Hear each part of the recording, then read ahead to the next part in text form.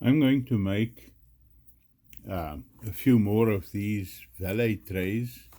So I have a base inside and then a tray structure in front that gets glued onto the back. But what I want to show here is the old-time hippie die method. And so what I'm going to do, I'm taking an old little piece of sponge, wrap that into, I use an old shirt cloth that I cut up. And if you want to, you can put let me do it the other way around. If you want to, you can put a elastic band around that. Makes it a bit easier, as you don't have to cling onto it all the time. There we go.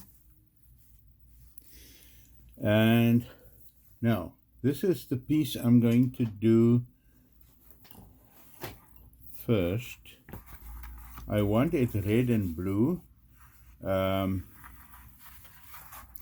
because I don't want, I want it to match kind of the tray that's going to go inside, the base. So this is a really ugly piece of leather. You can see there's marks on it and all that. I took some rough stamps and slightly stamped around the edges, the part of the tray that stands up, just to give it some structure. But let's see if I can redeem this piece of leather with a dyeing technique. Now, for this, I found the best is a spirit-based dyes. In this case, is Angelus red dye. Really nice dyes to work with.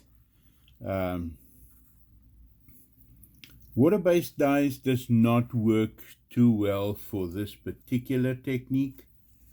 So, okay, the idea is I'm going to use this dauber to tap onto the applicator. And you really do not want a lot of dye on that. So I haven't soaked the dauber, and I just lightly put on some dye there. You really don't want a lot. In fact, I keep this little piece of scrap leather there just to make sure there's no horrible excess on this. And there we go. Now, what I really like about this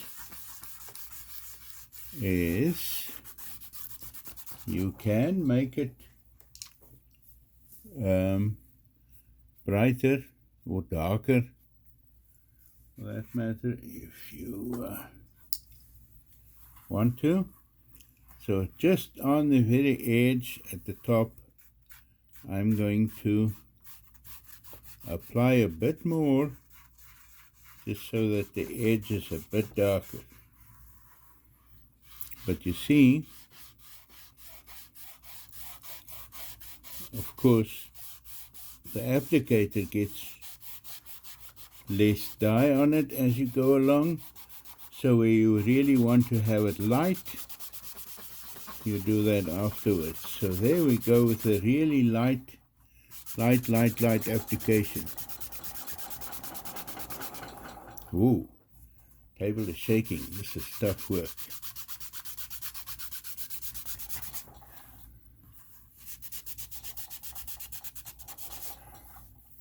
But you can see that it really takes a minimum. I've still got the original amount of dye on this dauber. I haven't dipped it into the dye bottle yet, again. And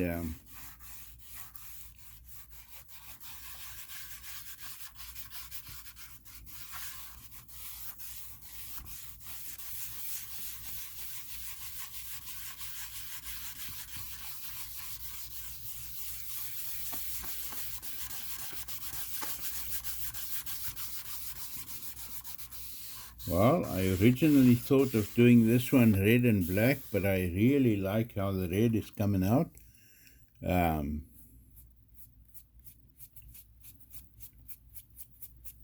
Absolutely.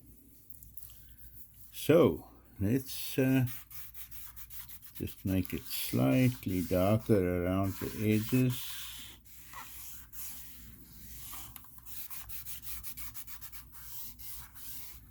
Let it fade in. Nice.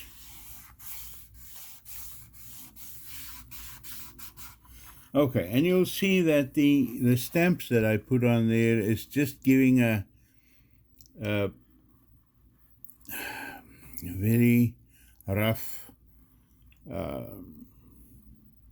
texture. It's not a specific pattern or anything, just giving it a rough texture.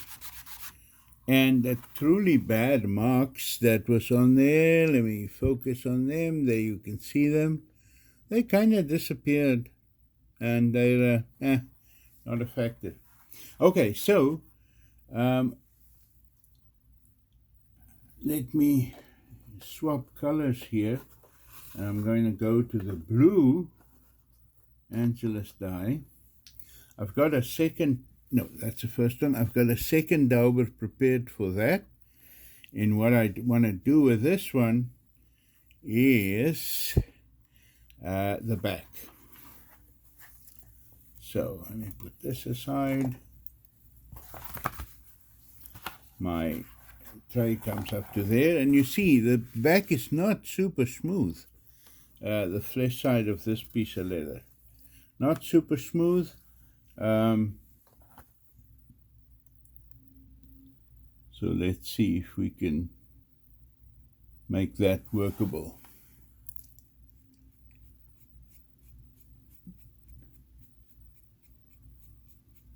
Now it's the blue dye.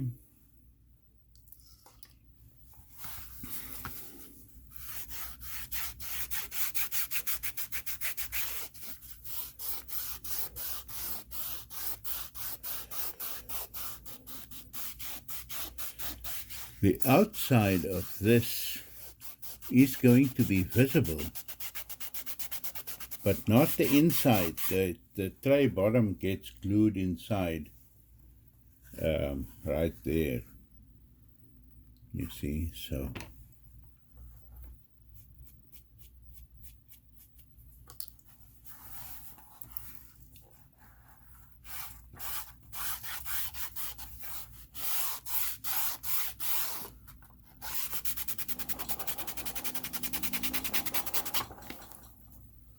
Okay, more dye. It looks like the flesh side is more forgiving when the applicator has more dye on it, probably because of the rough edge. So let's see. Yeah.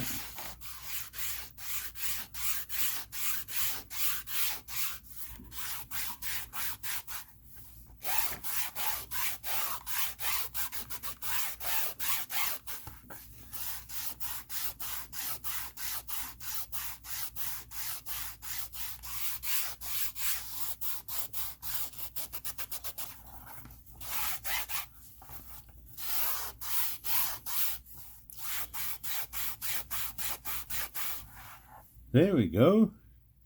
That's the basics of it.